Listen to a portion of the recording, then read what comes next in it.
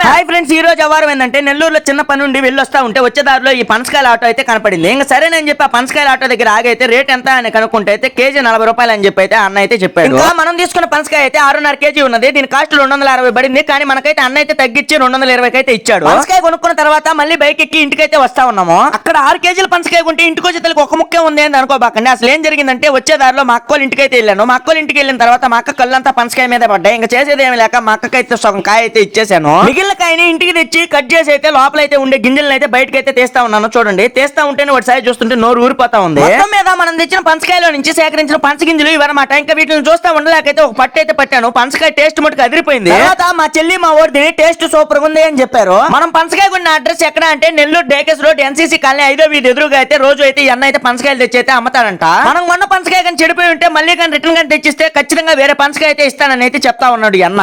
Okay friends, ఈ video కానీ మీకు నచ్చినట్టయితే లైక్ చేసి మన ఛానల్ సబ్స్క్రైబ్ చేసి నన్ను సపోర్ట్ చేయండి. అట్లాగే మన అకౌంట్ ఫాలో కొట్టండి. ఓకే బాయ్ ఫ్రెండ్స్, ఉంటా నెక్స్ట్ వీడియో అయితే రేపు కలుస్తా.